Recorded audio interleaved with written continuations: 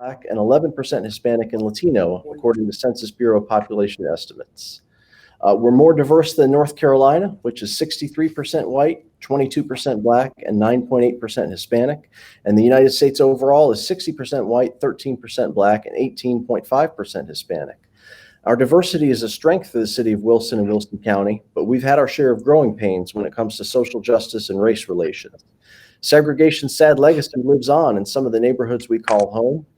Recent transplants to Wilson might wince when Wilson Recreation Park is called by its nickname, the White Wreck, with a casual, matter-of-fact tone. Historical issues of racial prejudice aren't unique to Wilson, but our response as a community in the moment we find ourselves today will define us for better and for worse. And this evening, we're having a frank discussion about race as the first installment in the Wilson Times Community Conversation Series. We've assembled a panel of community members to explore this subject in greater detail. I'm Corey Friedman, editor of the Wilson Times, and I'll serve as our moderator this evening. Our panelists are Gene Farmer Butterfield, our former state representative and a member of the North Carolina Employment Security Board of Review, Chris Greenwood, pastor of Forest Hills Presbyterian Church, Jermaine Jones, professor of literature at American University and also professor at Georgetown, Jennifer Parker, principal of Darden Middle School, Bishop M.K. Smith, pastor of Christ Temple of Praise, and our own Mayor Carlton Stevens of the city of Wilson. Today's community conversation, titled Wilson in Black and White, is brought to you by Ferris and Thomas Law. We'd like to thank Ferris and Thomas for sponsoring this discussion, and we also thank our panelists and all the viewers watching this via live stream. So this is meant to be a genuine conversation rather than a rigidly structured event like a debate or a candidate forum. All of our panelists will have the opportunity to speak. Responses won't be timed. We don't have a buzzer. We won't ding or cut you off or anything like that. I do have a preliminary list of questions. They were written to be as broad and open-ended as possible so that we can bring up specific examples and issues as they arise in conversation. We're also accepting questions via wilsontimes.com. For everyone watching the live stream, you can use the Facebook commenting tool at the bottom of the story page to share your questions with us, and someone will actually run in those questions on a piece of paper, and I can be like an old-timey news anchor and say, this just in, we have a question from a Facebook user. So I'm actually really looking forward to doing that, so if people want to add their questions, that would be wonderful. And so before we dive in, I'd like to give each panelist just a moment to introduce themselves, starting with Gene Farmer Butterfield.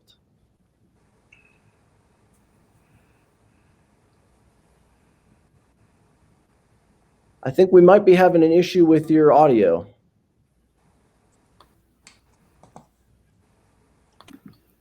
Good evening. I'm Gene Farmer Butterfield. Can you hear me? We can hear you now. Very good. I'm a former legislator with the North Carolina House of Representatives, as was stated earlier, and I'm recently appointed to the Board of Review by the Governor, Roy Cooper. And I'm a native of Wilson, North Carolina, and I'm really glad to be here and look forward to the discussion tonight.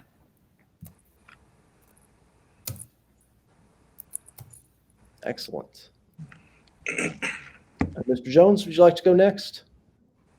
Sure. Yes. My name is Jermaine Jones. I am a professor at American University and the author of the book From Poverty to Prosperity, A Ghetto Exit Strategy is a Rite of Passage, which basically embraces everything we're going to talk about tonight. I actually did my middle school and high school in here in Wilson, North Carolina, and still have family here. So I'm actually visiting my mom now during the pandemic, so that's why I'm here. So. We're glad to have you in town. Thank you. Ms. Parker? Hey, good evening, everyone. I am Jennifer Parker, and I'm the principal of Darden Middle School. I'm a native of Little Washington, North Carolina, but I have been here in Wilson since I came to Barton as a freshman in 1999. So I call Wilson home now, and I'm so happy to be a part of this panel tonight. Thank you. Thank you. Pastor Smith? M.K. Smith. I'm blessed to pastor a church called Christ Temple of Praise here in Wilson. And I've been pastoring now for 24 and a half years, approaching 25 years. Before that, I was a detective, a police officer for the DC Police Department. And I was the resident narcotic expert. And as a result of that, I'm still an expert witness and narcotic consultant. And I primarily between pastor and testifying in narcotic trials, that keeps me pretty busy. And Pastor Greenwood. Hey there, Pastor Chris Greenwood from Forest Hills Presbyterian Church. I've been in Wilson for about 2.5 years. Traveled up and down the East Coast. For me, I guess we call Valdosta, Georgia, deep South Georgia home. Husband of 18 years and father to 4 children. So really glad to be here. Excited to have the discussion and to learn and to hope contribute in some kind of meaningful way. So thanks for inviting me.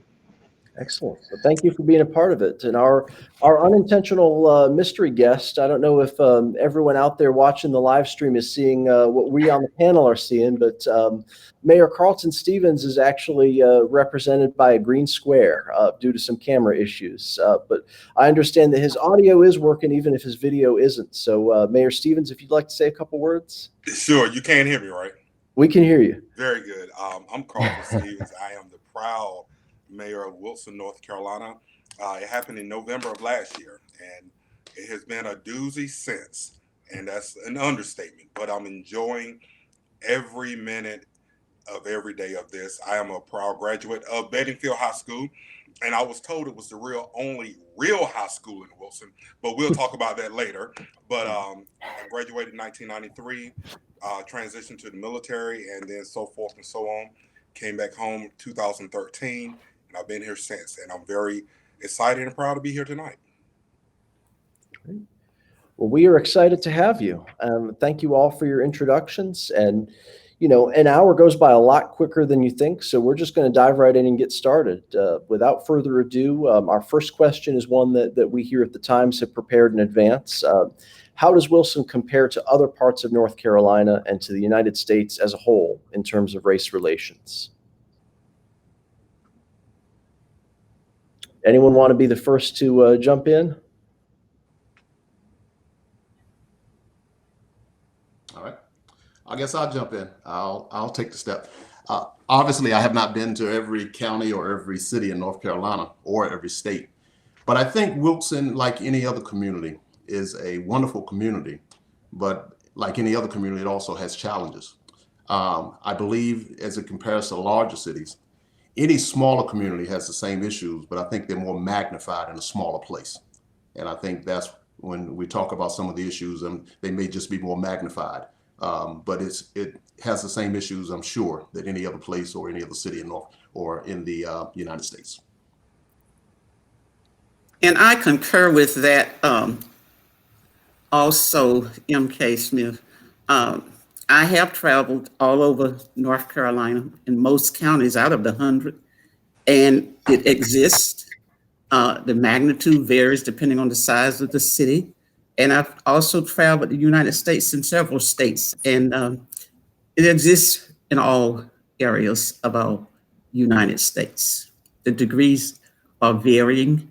Some are more blatant and obvious than others, but it exists.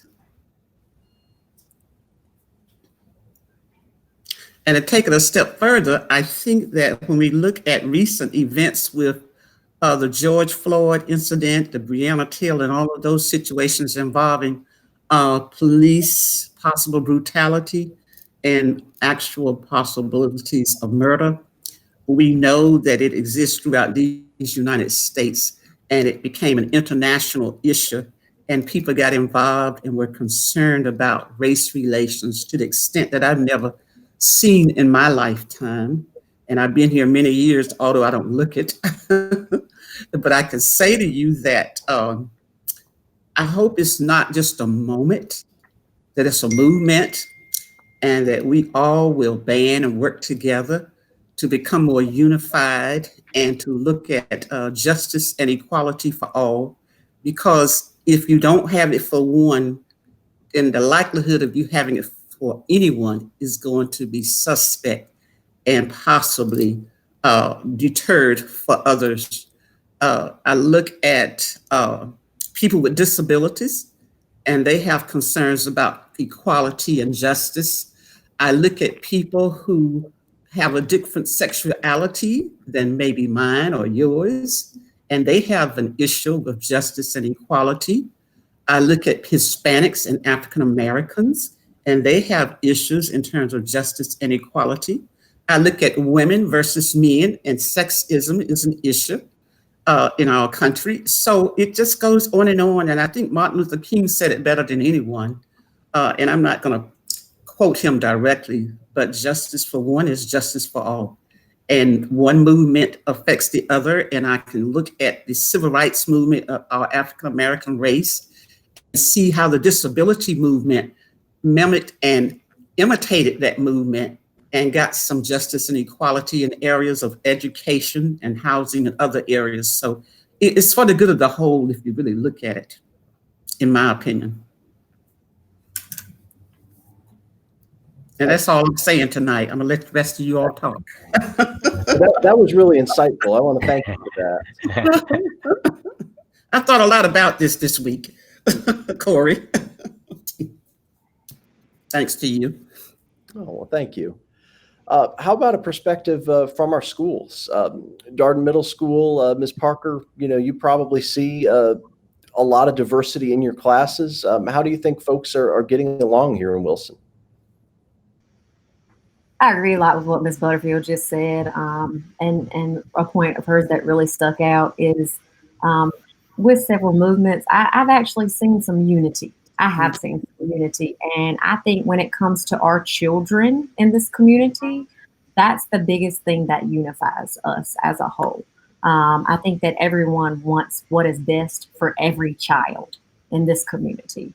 And I think we really do seek ways for equitable access for all of our children.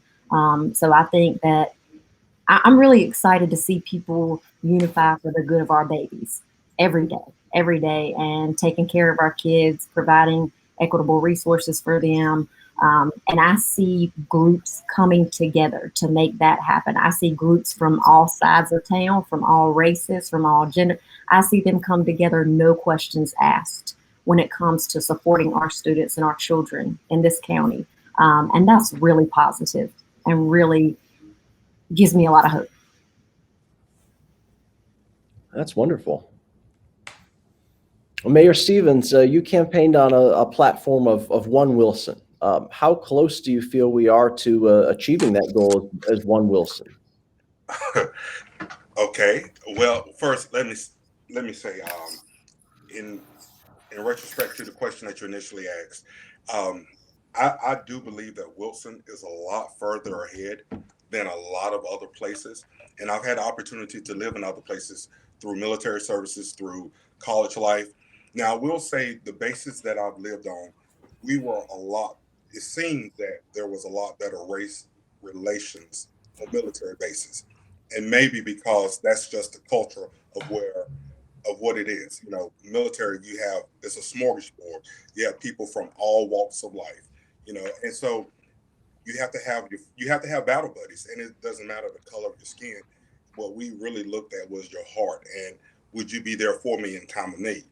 Now, when I moved back home, I did live in another city prior to moving back to Wilson, and I would say that Wilson we far exceed what other cities have when it comes to race relations. I think that we are a lot better off than a lot of places. I made a statement last week when I was talking to someone that I believe 9/10 of Wilson, we want what's right. We want to be able to get along with each other. We want to be able to live with each other. We understand that we have differences, but you have that 1/10, and that's on both sides of the track, that they don't want that. And that 1/10 is so loud that it seemingly overpowers the 9/10. But for the most part, I believe that Wilson wants what's best. I believe our race relations right now, it's a little tough, it's a little tender, but we are a lot further along than what others are. And I do believe that we are real close to that One Wilson ideology that I have in my mind. And I'm not going to stop trying. I'm going to keep protesting One Wilson until the day I lay my head to rest, which I hope is about 90 years from now. Excellent. Would anyone else like to jump in on that question, or we pretty much covered most of that ground? I think Mr. Jones and Pastor Greenwood, we hadn't heard from you. Every panelist doesn't have to answer every question, but I want to make sure we're giving everybody an opportunity. Yeah. Well, you know what? In regard to the question prior, I will say this. For me, finishing high school, middle school and high school in Wilson, and going off to study at North Carolina Central in Durham. Was the geographically, Wilson was a bit smaller, so we were forced to kind of mesh with various cultures and various races. Where it was when I got to NCCU in Durham, I was HBCU, so it was just different from going from high school to college. But I will say, I think in smaller counties and smaller cities, where the changes has not been as robust and the mindset hasn't changed in regard to race relations, I think it's a little bit more intense, so to speak. And I also think where there, I guess this is just kind of piggybacking off of what I just said. I think in larger cities where you have a more diverse city, I think people are more so progressive and open to new ideas in regard to race relations. But I think Wilson has pretty much come a long way, and it's definitely not where it used to be, in my opinion. So, excellent.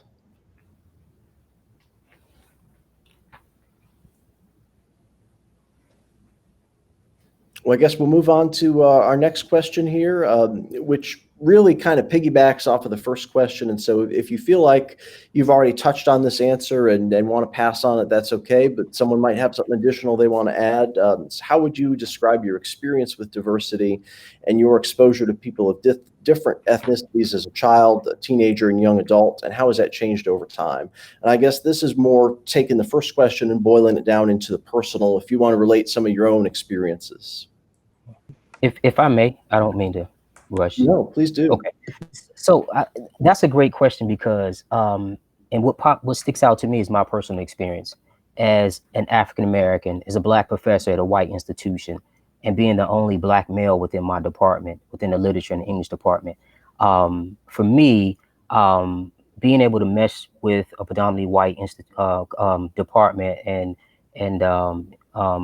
even student body, student base, it's okay for me. I will say I do understand that the academic climate, the cultural academic climate is not so welcoming to Black professors. And it's more so because of our experiences. I think that the pushback from those who really don't want to integrate these institutions, the pushback is, I don't even think it has anything to do with qualifications in my experiences. It's more so the experiences that a Black male brings to the classroom. And that's just my personal experience. So, and it is getting better. And, you know, when you sit in these week-long meetings and these faculty meetings, and you're sitting in these, they toss these terms around, inclusion and diversity and things like that. But a lot of times when you're in these meetings, they're just smoke and mirrors. So a week or two after that, nothing's implemented, everything's forgotten, and we're back to square one. So I think, again, with my personal experiences, you know, teaching in predominantly white institutions, it's actually been, it's been an experience, more so a good experience. But there's been times too where I know I've made a particular environment uncomfortable, culturally, not personally, but culturally, from the jokes to not so much as racial jokes, but just them feeling as if I can't relate to their culture, so to speak.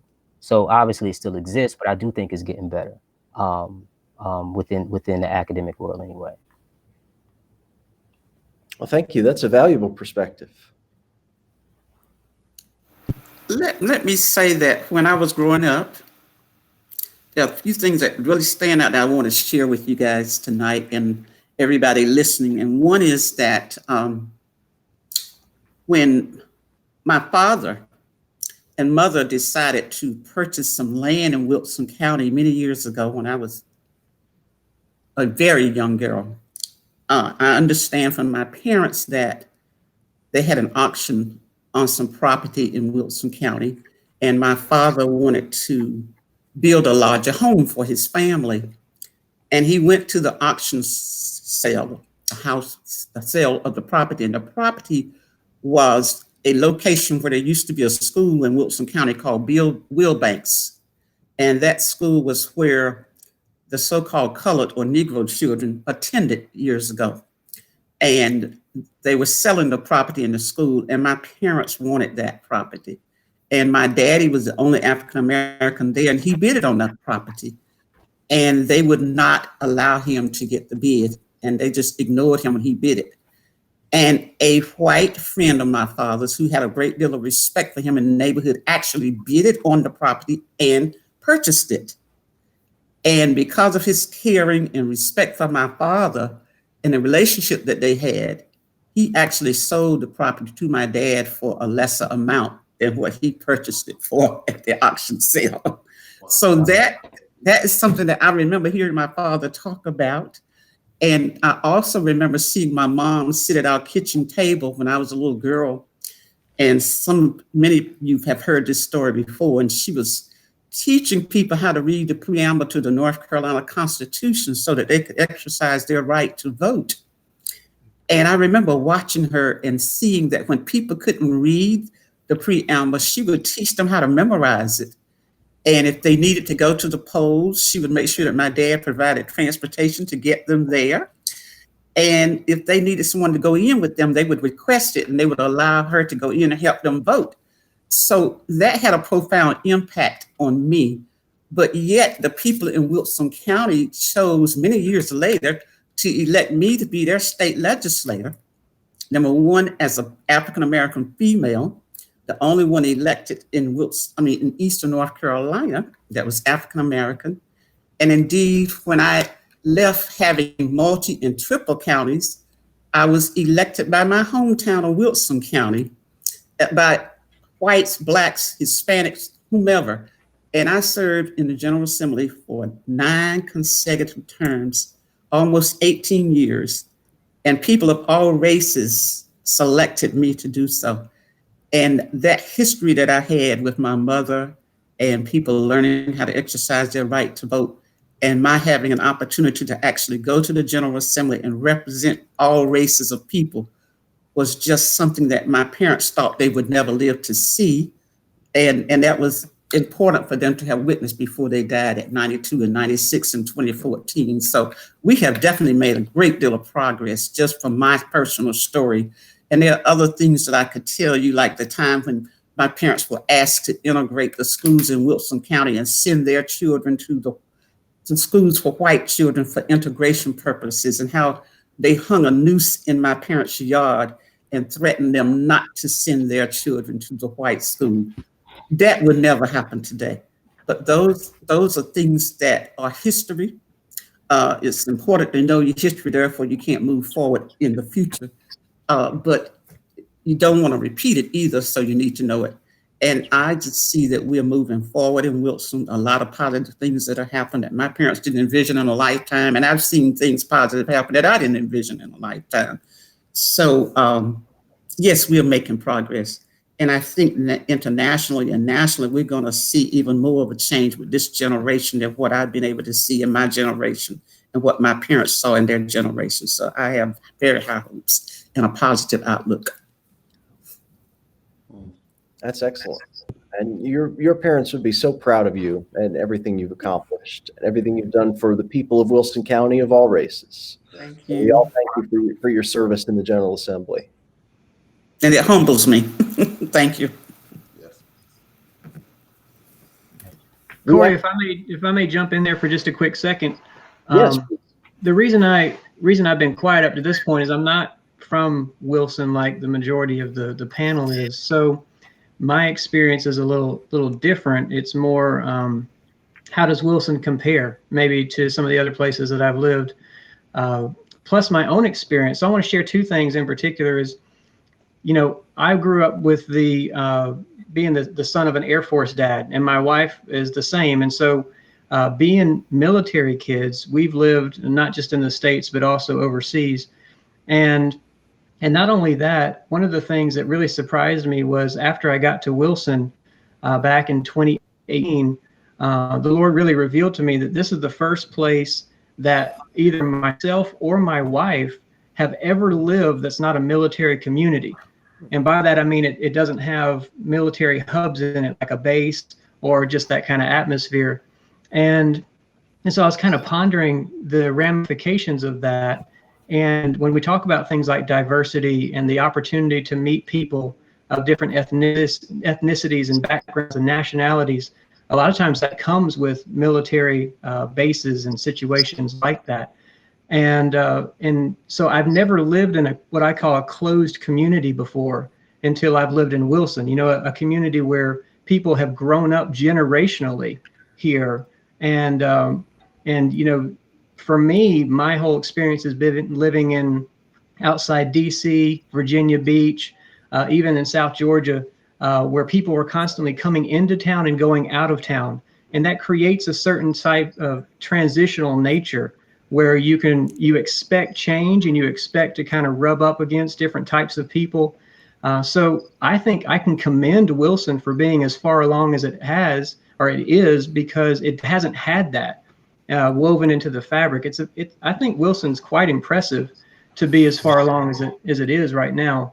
The other thing I want to kind of bring is a generational perspective. So I'm 42 years old. I'm Generation X. And despite my dashing good young looks, I am 42.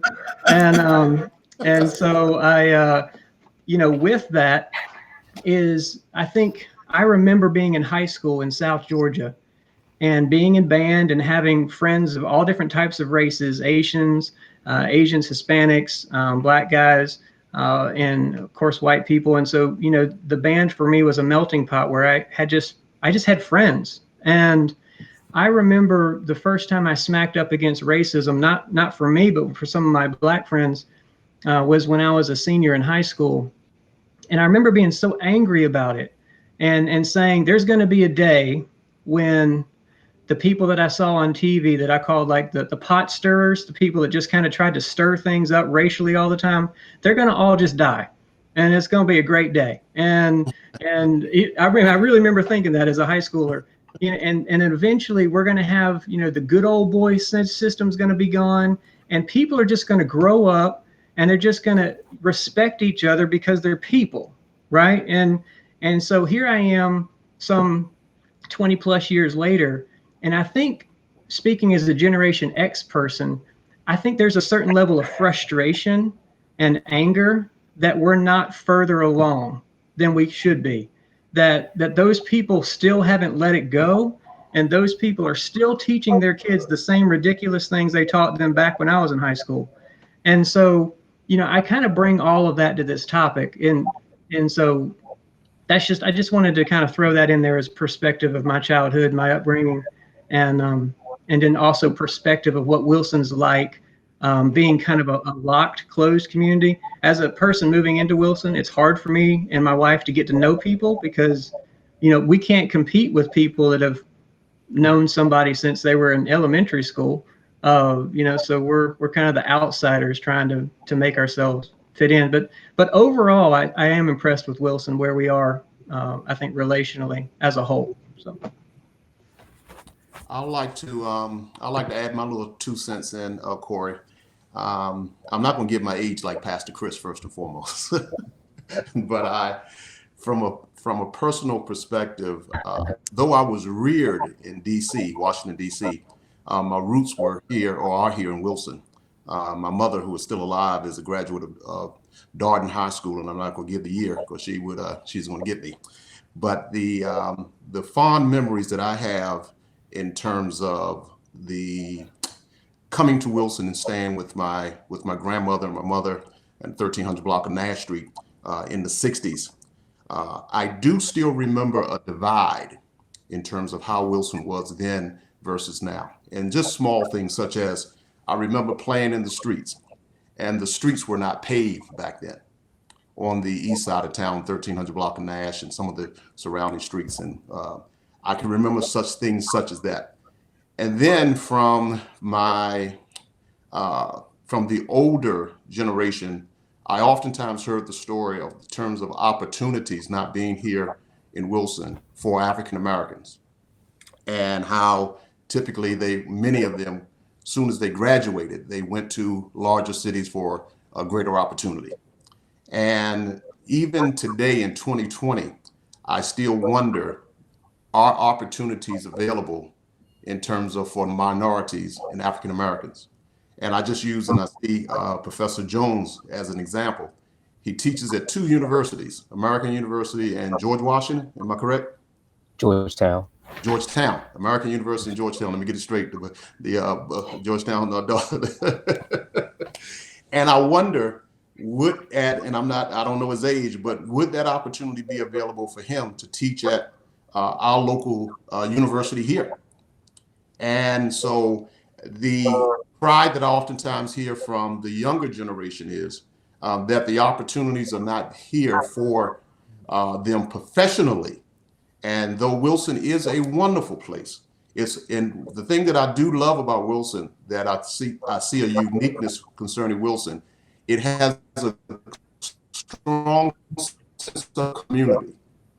That whether you are black, white, whatever your culture, your nationality, on the most part, as Mayor Stevens says, 99 or 90% of the time, it's about family and community.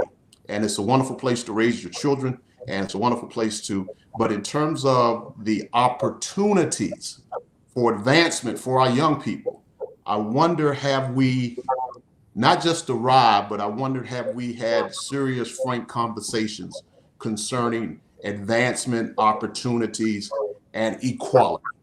And that's just a question that I have. It's a good That's question. an excellent question to ask. Yeah.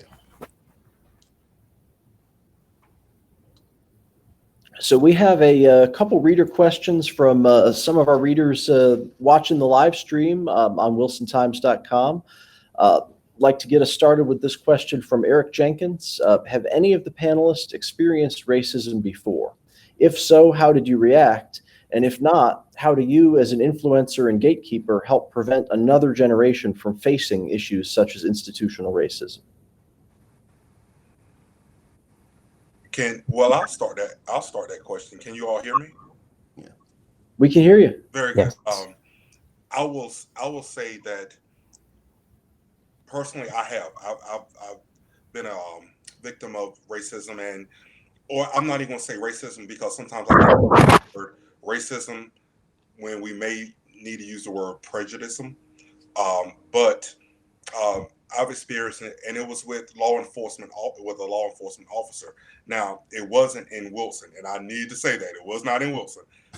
It was in a neighboring city that I was living in, and I was simply stopped because there was a robbery earlier, and the car that was being driven evidently matched the same description of the car. And the guy came up to the car, told me to get out the car, wouldn't give me a reason why he was asking me to get out the car. And he flat out said that a black man just robbed a store.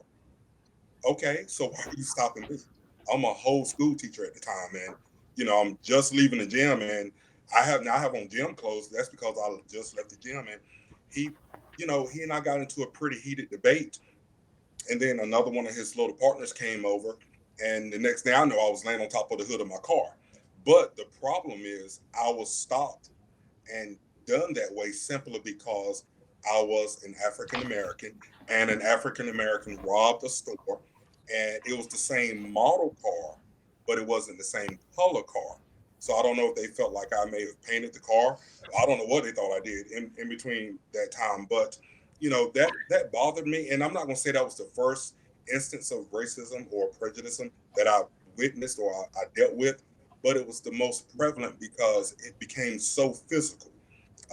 All the way to the point when I got to the magistrate office, I ended up leaving without any charges being pressed whatsoever. So I don't know if that was their way of covering up or saying, go ahead on, go home, or, we just want to leave this alone. But it bothered me. And, the old saying, driving while black, that's a real issue. That is a real issue. And unless you have experienced it, or unless you live the life that I live in the color of skin that I live in, you wouldn't really understand. Some people say, well, you get a lot of reasons behind it, but the fact of the matter is the hue of my skin causes for a lot of questions at times. So I will say, yeah, I've dealt with it. Again, not here in Wilson, but it's still out there and it's still prevalent. But again, I do believe that we are getting better as a society. I'll end up with that. I can echo what Mayor Stevens has stated. The question was, have I ever experienced racism? Is that the question, Corey? Yes. More times than I can recall, more times than I care to remember, or more times than I care to count, shall I say. As a former law enforcement officer, I have been profiled on many occasions by police, not just in Wilson, but throughout the United States. And it is systemic racism that the cry is being a demand to deal with that. I've often told the church that I pastor this story, that I pulled on me by the police, and I've never had pulled on me from anyone in the streets. And it's just, I don't want to say it's a fact of life, but that's why the debate and the conversation, again, is at the forefront in terms of African-American men, and particularly, again, for young African-American men, how we are or treated, and I'm gonna put we in there because I'm gonna still claim to be young, how we're treated by law enforcement. And I think, again, that is something else that needs to be a real discussion. And again, it has happened everywhere. I have been, and I'll give you one example, that here in Wilson, again, the city that we all love, there was one occasion several years ago that I bought a new truck, and I was in the car wash just washing my truck, and I looked up and I just noticed a gentleman who I later found out was the police just circling me and just going around watching and just looking at me, because I guess he didn't think that a young black man should be having a new truck. And that was profiling at his essence. So racism is alive and well, but it's just not in Wilson, it's everywhere. Again, all through the United States, places I've been have been profiled. And again, and that's even while serving as a law enforcement officer. So it happens, yes. And if I could just piggyback off of what the gentleman just said, I think one thing to keep in mind is that racism now comes in different forms and fashions. It no longer presents itself with sheets, with holes in front of the sheets. And from my experiences, I can list a few, from college to hanging out at Duke, and coming back from Duke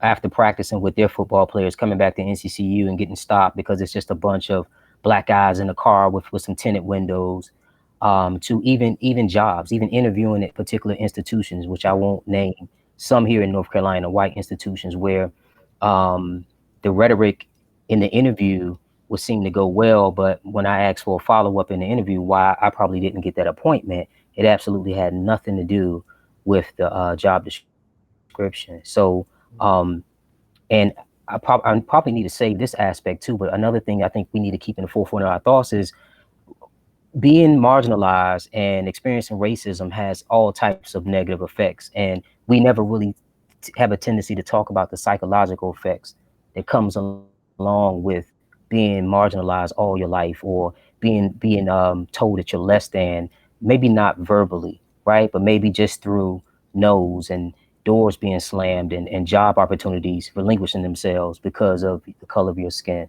So it's definitely vibrant, and I actually see bits and pieces of it now. It's maybe not as vibrant as when some of my panelists came through, or things of that nature. But I know it's vibrant, and it's definitely in different forms and fashions in regard to what I'm seeing today. Let me just comment that looking back at my history, I never really thought I was discriminated against or experienced racism to the extent that some people had. But I remember the water fountain issue, not being able to use the same water fountain as others because of race, not being able to use the bathroom in certain places because of race. Downtown Wilson, belt tollers got caught, me and my siblings going into the white bathroom because blacks were not allowed. And the manager who knew my parents told on us because we were creating people being uncomfortable, and people were talking negative because the farmer girls were using the bathroom in Wilson downtown in belts. And you didn't do that during those days. But that was the way it was. Not being able to go to the theater. When you did go, you had to sit in the top balcony and not downstairs. And parents allowing me, after many years of not allowing me to go to the theater, because there was a young black girl that had gone down to the theater and she had a confrontation with the lady at the booth in the theater, and she ended up going to jail and staying for like 6 weeks or more and missing out on her education because of the altercation between her verbally and the white young lady that was working at the theater. But finally, my parents allowed me to go down and take other children from Wilson County with me in the school system where I was attending to join Toby Fitch and G.K. Butterfield in trying to integrate Colony Theater. So those are the things I do remember young, going to separate schools and my parents being threatened with a noose in their yard, as I said earlier, because they were considering allowing their children who were encouraged to attend the white schools with white children, and some people in the neighborhood didn't like it. Going to a separate hospital called Mercy Hospital in Wilson as a young girl because this is where African Americans were to go to receive medical treatment. Not being able to go to restaurants because of my color, and just a host of things like that. But not being able to even get a library card in college without my dad getting Mayor Red Benton during that time to actually send a letter of reference for me and my sister who were in college in Durham at North Carolina Central University. And we went in to get library cards and we were told we could not get them. And my dad had actually got a letter from the Mayor Wilson at that time to get us a library card. So I learned early on that you take a negative and turn it into a positive. And all of those negative experiences that I had spurred me on to do the things that I wanted to do and to not let them deter me from being successful at the things that I wanted to enjoy in life. And I've been discriminated against in terms of my salary.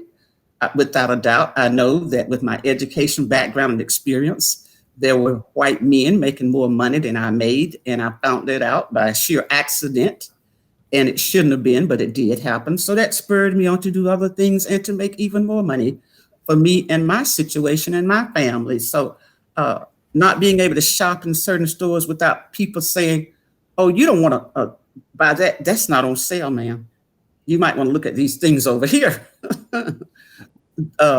Those are the kind of little things that I experienced. There were major things and small things, but they all together motivated, inspired, and boosted me to go on and do better and do greater things, and to not let that deter me, because I didn't let it become my problem. I let it remain the problem of those who had a problem with me succeeding. And that's, to me, the best of all worlds. To use it as a motivator and an inspirer to do what you want to do in life and to be successful and indeed help others along the way. I've seen people in Wilson actually going into the stores and buying paper towels and toilet tissue to give to senior citizens who could not get out because of the COVID virus. Yes. So that they can help others. And these are Black and white people doing that in this community. I've seen people on the front line who work in hospital situations, healthcare facilities, the restaurants, the fire station, the police station, putting themselves on the line for us. And we're all in this together. And to me, if we're not going to come together around something like the pandemic, then we will never come together. That's right. Because the pandemic does not know a particular address. It doesn't go and say, hey, she lives over in this neighborhood, therefore I'm going knocking on her door and I'm going to give her the virus. because she doesn't live in Bel Air, if you will. So I think what we're experiencing here is that it's important that we all work together as a team. We're in it together. And in order for one person to live or not be sick, we can all make a difference by doing our part, wearing the mask, washing our hands, just following those instructions from the health and science professionals, so that we can all be one and help each other so live and enjoy life and succeed. So now's the time for us to unite and not worry about insignificant, petty things that really don't matter in life when you look at people's health being in jeopardy and their lives being in jeopardy. So it's time to move forward, in my opinion. Yeah. And that's where we need to be. And that's where I'm going to continue to be. And I'm happy doing that. That makes me feel good. I love loving everybody, whether they love me or not. And I'm going to continue to love people, whether they love me or not. And I don't allow myself to get involved in hate. It's draining. It takes too much energy, too much time. I don't have time to do that. I'm about helping people and being positive. If I can help anybody, I will. And if I can't, I tell you, but I will try to find somebody else that can. Yeah. And that's what it's all about for me. And that makes me happy. Well, that is just a wonderful perspective, very positive, and we appreciate that. So I've got one more question from one of our Facebook or WilsonTimes.com rather live stream viewers from Jocelyn Jawhorn. She asked, what do you think needs to be done, or can be done for that matter, to prevent the 1/10 of the people Mayor Stevens mentioned from drowning out the 9/10 of us who really want to thrive in one Wilson? So what can we do to prevent the small group of people, the 1/10, from preventing the 9/10 of us who want to get along and live together in one Wilson, be united as a community? How can we prevent the 1/10 from disrupting the 9/10? If I may, I think a good start is that we have to listen to each other. So, the Farmer Butterfield gentleman, your perspectives are, thank you. Thank you for sharing those. Because I think it's important that we listen and we start to understand. Yes. And we communicate. And it's okay to communicate with each other and have different perspectives and learn from each other. I just have to tell you guys that the part that changed my life was working at Darden, coming to Darden Middle School, and just being open to new perspectives and learning from my students who are predominantly Black. And I grew up in, like I said, Washington, North Carolina, and we have similar demographics, and we were all friends, kind of like Pastor said, we're all friends. But coming to Darden helped me understand perspectives that I don't think, not that I had chosen not to understand, but that I hadn't been exposed to very much. And so listening to my kids' stories, trying to understand the backgrounds and the places that they come from and where their parents come from and the stories and experiences they have, has made me grow not only as a teacher and an educator, but as a person, because I now know how to listen and appreciate and respect and understand that people come from all walks of life. And if we'll just listen to each other and appreciate for just a moment and kind of soak it all in and consider where someone else comes from, I think that's how the 9/10 of us can come together. We listen to each other, we talk to each other, and we fight for each other. That's excellent. I think also to add what Jennifer said, to not just listen, but to also get to learn and get a chance to know each other.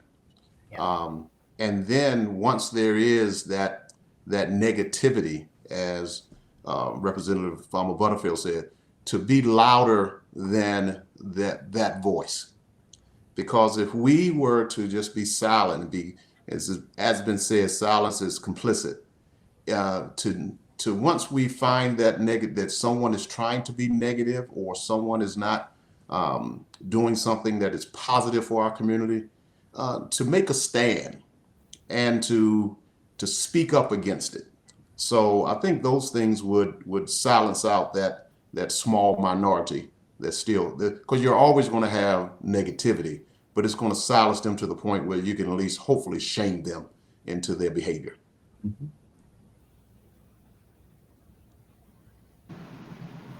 if I could just add something on the back of that, yeah, I mean, I agree with MK completely that the relational component is very important. You know, and I challenge my congregation with that. Get to know somebody that doesn't look like you, dress like you, act like you, live like you. You know, get out there and be in relationship with people so that you see people. And so that's part of it. The other part, which I really appreciated tonight, Miss Butterfield, is you in particular, I appreciate that that that you express so well that yes, we still have problems, but we have also come a long way.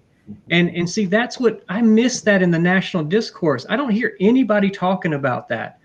And I think we've talked ourselves into believing that if we acknowledge we've come a long way, then we're minimizing where we now are. And I think that's a false narrative. I think it's we can celebrate where we've come from and the improvements that we've made and still acknowledge we have a ways to go. We can do both of those things at the same time.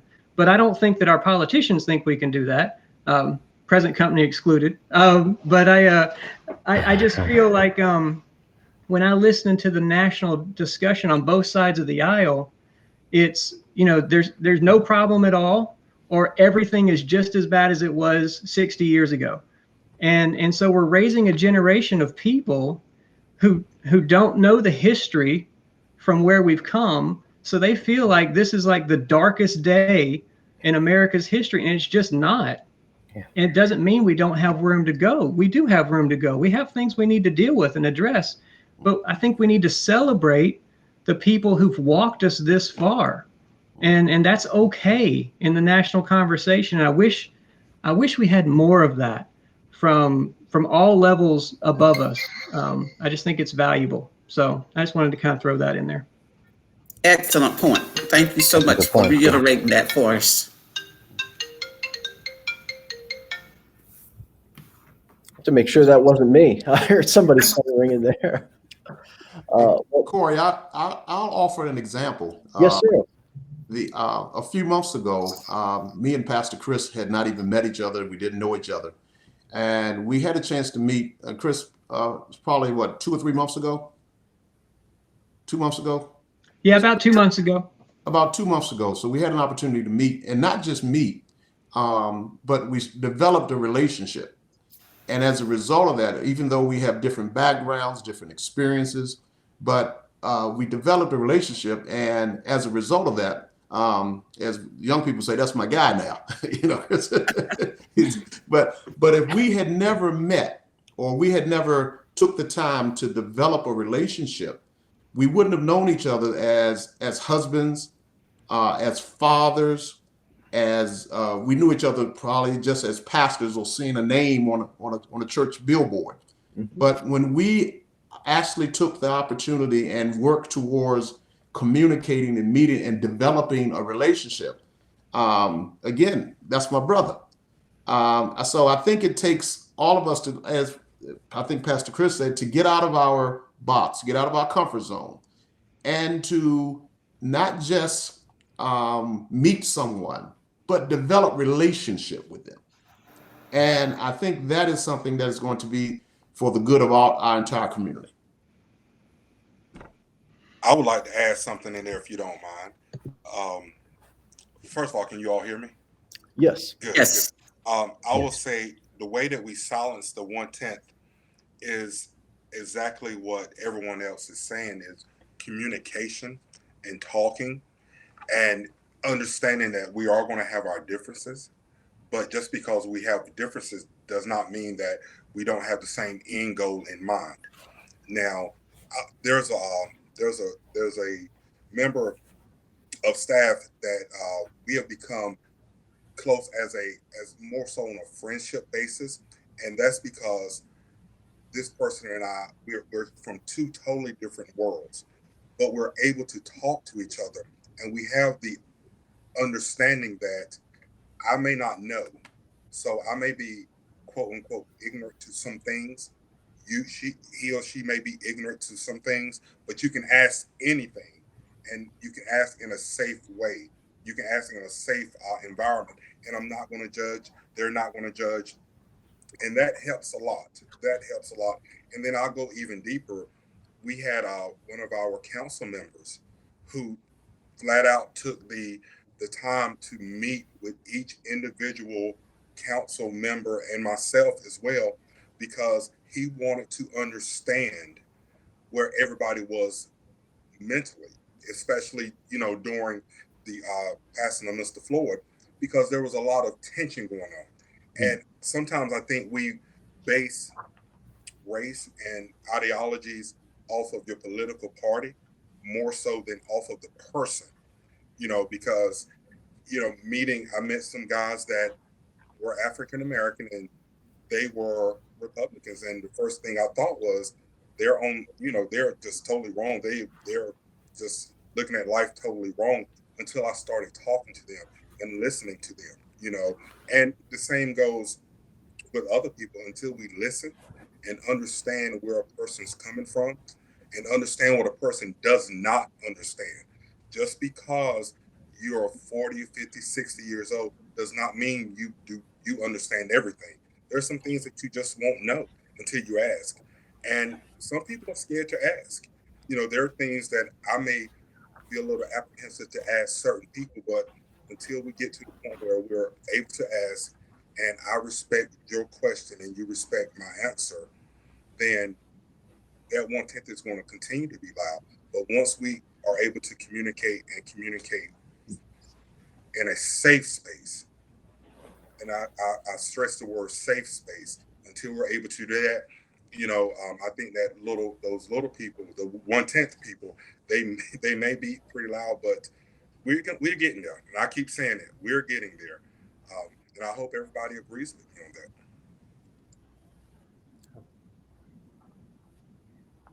That is a perfect segue into just one final question I'll ask you to close us out tonight. We are a couple minutes away from 8 o'clock. We may go just a moment or two over, but I do want to be respectful of everyone's time, and thank you all for joining us. But last question I want to ask to kind of relate it back to some of the points you were making, Mayor Stevens, about politics versus the personal relationship and interaction between people is the question about Black Lives Matter. Now, that should not be a controversial statement. I have no problem saying Black Lives Matter. Of course they do.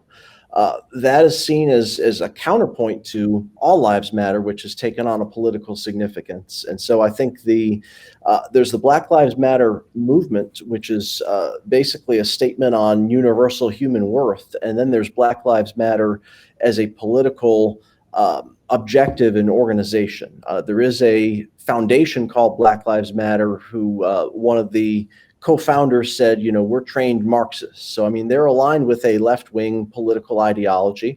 And I mean, that's okay. But I guess the question is there room in Black Lives Matter movement for moderates, for conservatives, for people who might not share the politics of the organizers and the founders, but are still people of goodwill and good faith and think that we need to move past the racial issues we've experienced and treat all people equally? I want to comment on that. It shouldn't matter what party you belong to. It shouldn't matter whether you're Republican, Democrat, Independent. It's about putting people first and the issues and rallying around commonalities and accomplishing common goals in life. There's some goals that we all need to be concerned about. Good education for all children. A right to a good home environment, safe home environment. Those things that we all have in common, we should rally around those commonalities and make them happen regardless of parties. It bothers me when politics get in the way of what's in the best interest of the community and lives of people. And usually, if you think about it, we usually agree on more things than we don't agree on. We have more similarities than differences. And if people look at that and stay focused on that and stay focused on the big picture and the mission, we will be successful in bridging the gaps in terms of races. I might not live to see it, but it's going to happen. It's just a matter of when, not if it's going to happen. And that's my true belief. And I guess I'm an optimist and will be till the day I die. But I just think that there are so many ways that people get divided. And if you notice, the negative things are focused on because, it's media driven. Let's face it. Those negative stories, which are minority rather than a majority of things that happen, those things get big publicity and good coverage. The positive things don't. When I was in the legislature, I found that we voted more on the same bills in the same way, regardless of party, than we didn't. But the ones that got all the attention and the press and stood out to the everyday citizens through the media were those one or two controversial things that we disagreed on. So I think we really have more in common than we realize. And a lot of times we don't all focus in on it because the ones that are so negative, like the George Floyd situation, get to be the media-driven situations, and people kind of horn in on it. And I think we need to step back sometimes and just think about, hey, this is an exception rather than the rule. I just want to piggyback off really quickly off Representative Butterfield. She made an excellent point in regard to media and media bias, but I want to preface that segment with this. Let me just go back and address the Black Lives Matter movement. Two different groups. The names are quasi similar. Black Lives Matter, Black Lives Matter. Me personally,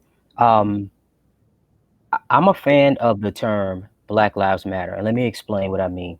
I think at the end of the day, when you've been suppressed and oppressed and marginalized for so long, and you just want someone to hear what you have to say, and you're hurting not only financially, emotionally, psychologically, you'll do anything to get someone's attention for some relief. And I like to use this analogy.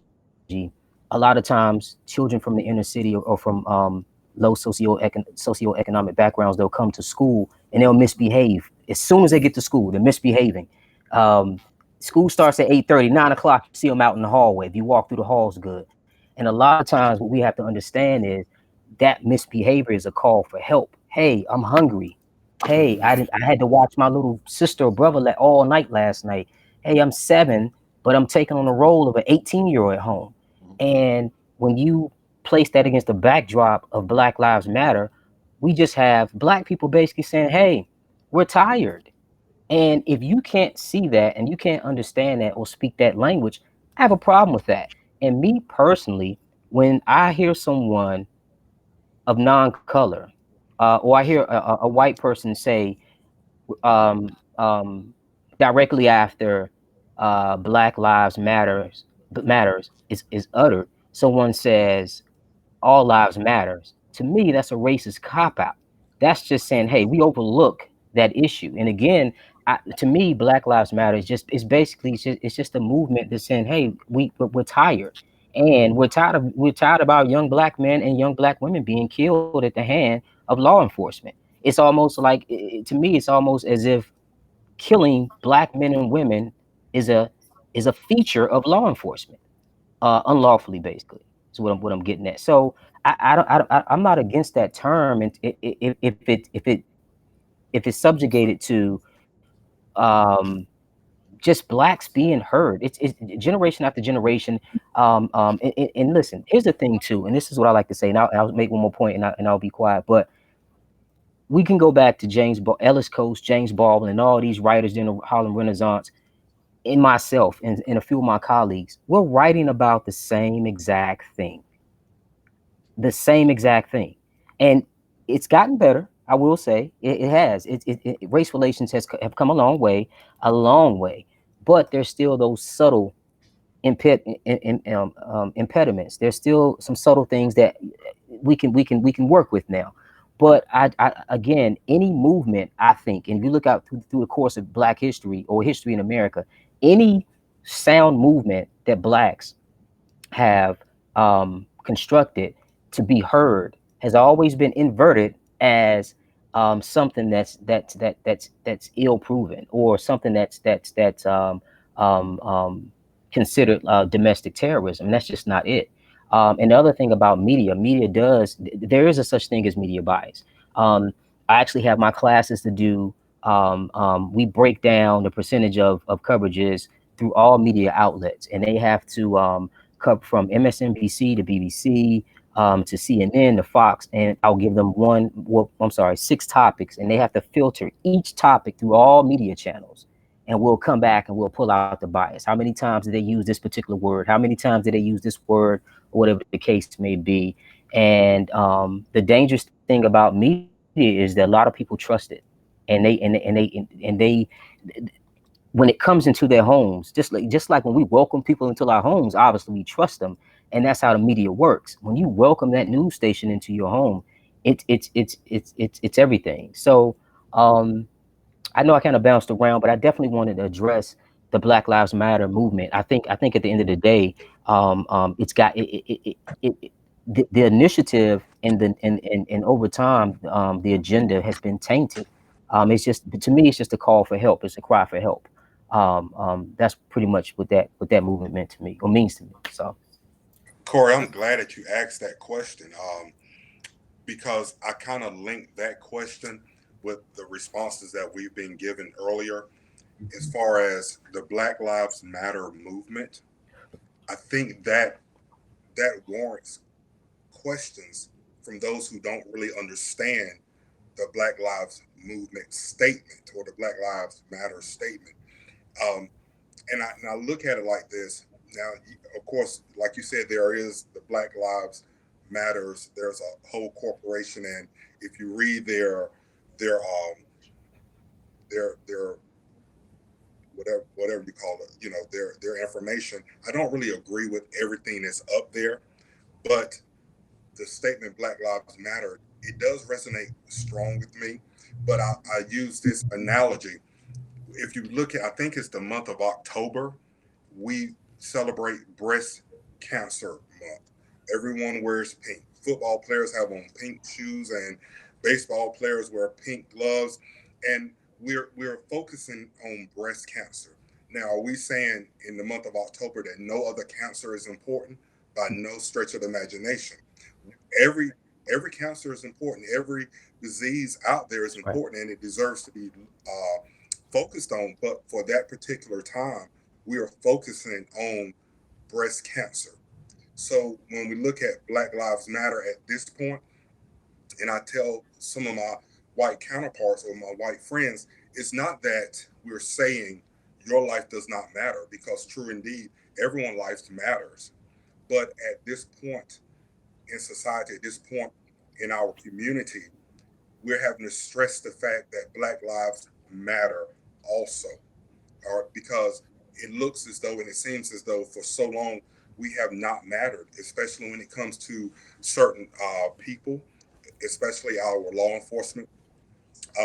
It seems that if you're Black, then maybe you're not as important, or maybe your life was not worth what someone else's life would be worth. So I say to everyone that if you hear someone say Black Lives Matter, well, I'll say this: if you hear the 9/10 of the people say that Black Lives Matter, they're saying, yes, Black Lives Matter, all lives matter, but at this point in our time, we're focusing on this. But it doesn't matter that it doesn't mean that we don't think everybody else's life matters. I think the mayor has made an excellent point, and Jermaine Jones as well. White lives matter, Black lives matter, all lives matter, but the emphasis at this point in time in life and what's going on in the world makes a difference in terms of the issue around Black Lives Matter. And again, like Jennifer said, communication is important. We need to have that discussion. We need to find out why people think that it's offensive for someone to say Black Lives Matter, and why others think it's important to say Black Lives Matter. And if we keep that communication going and flowing back and forth, I think it'll be a better understood issue, and we can all come to grips with what's being said and why. One day it might turn around. It's white lives matter because of a certain circumstance and situation, given what's going on in that particular time in history and life. But right now, it's Black Lives Matter because of the circumstances. That's all. That's an excellent point, and I really like the mayor's comparison to Breast Cancer Awareness Month. That doesn't mean that no other cancer matters or no other disease is important. That means that we're putting the focus on this. We're highlighting this to see what we can do to bring about a meaningful change in outcome for these patients who have breast cancer. And I think it's the same thing with Black Lives Matter. I think in that sense, as we all understand it, I think all of our panel could agree with that phrase, and hopefully everyone in Wilson can. Well, Corey, to that point, as the lone white guy representative here on the panel that's allowed to speak, let me say something about that. And, That's my guy. because you know you're gonna end with the most provocative question of the whole thing, and then try to have a short discussion. Corey, come on, man. So here's the thing. So I just preached a sermon, and I want to kind of wrap this into it, a couple of weeks ago, called "The 99 versus the 1." Mm-hmm. And I'll explain about that in just a second. But I told my congregation very clearly that they will never hear me use the phrase Black Lives Matter. And the reason for that is because of the annexing of that phrase by the organization. As a gospel preacher, that has nothing to do with race at all, as a gospel-centered preacher and pastor, when I look at the About page on their website, when you look at their story on their website, when you look at their beliefs and their stated goals and agendas, there's nothing, hardly at all, that I can partner with the organization. And so for me, as a pastor and as a person grounded in the gospel, I can't utter that phrase because I don't want my people to associate the word with the organization. So what I did tell my people is I said, all Black Lives Matter. I have no problem saying that. I'm 100%, because I just have to distinguish between the organization and the movement. And so, you know, I will say that when it first came out, I was clearly in the camp that was kind of like, well, absolutely, Black Lives Matter, all lives matter, right? And I was very quick to have that follow-up phrase, right? Since then, I watched a message. So this is not my original content, even though I did use it for the context of my sermon. But I watched a video clip of a pastor I did not know and never heard before, never heard of his name before. And he illustrated the point this way. He said, when Jesus told the parable of the one sheep that went astray, was lost, it says he left the 99 to go find the one. He didn't have to worry about the 99. They were safe. He didn't need anybody coming up to him and saying, hey, Jesus, what about the 99? Don't the 99 matter? He said, because Jesus's focus was on the one. And right now in our society, as you guys have already said, we have a situation where we need to focus on the one. And it doesn't mean the 99 aren't important. The 99 are fine. They're over there doing their thing. They're safe. They're right where they're supposed to be. But the one is lost. And the one needs to have some attention brought to it. And so from that perspective, from a gospel-centered perspective, I have no problem at all zeroing in on what do we need to identify? How can we help? What do we need to correct, fix, address when it comes to injustice, inequality, prejudice as it relates to the Black community? Because that's the one that we're zeroing in on. That's the one. I'm fine with that. I think every Christian should be fine with that.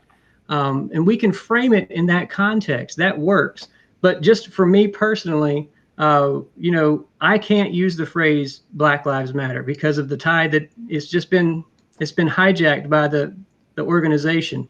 And but I can absolutely say that all Black Lives matter. And for me, that's even a better gospel focus, from the unborn all the way through the aged, every single, you know, part of the Black Lives Matters. And so I have zero problem with that. But I do distinguish between the organization and in the phrase. I just have to. So that's my perspective on that. Get that phone, MK. Don't put me on blast, Chris. Well, that's probably telling us we're over on our time. I do Chris? want to thank you all for joining us this evening. We had some great conversations. I think that we were able to all hear and understand each other. And I just want to thank each of you personally. Thank all of our viewers watching the live stream on wilsontimes.com, and to thank our sponsor, Ferris and Thomas Law. So with that, we will say farewell. And Corey, can I say one last thing? Sure. You get the I want to last thank the word. Wilson Daily Times for allowing this platform. As we Yes. mentioned earlier, every community and every media outlet would not allow platforms such as this. So I do want to thank the Wilson Daily Times, the ownership, the management, and the entire Wilson Daily Times family for allowing us to have this platform to share in this conversation, this very wonderful conversation we've had tonight. Absolutely. Ditto. Yes. And Corey, I need to say this. This goes back to the very first I question. agree. The very first question you asked was, is Wilson different? And this right here proves that Wilson is different. Yes, it Because does. like Pastor just said, other communities aren't doing this. They're sweeping it under the rug, but we are Yes. addressing the elephant in the room, and I love it. Yes. That's great. Well, thank you all so much again. I appreciate it. Thank you for having us. Thank you. Thank you for Bye, having us. y'all. Thank you. Thank you. All right, Bye-bye. Bye Bye. bye. Bye everybody.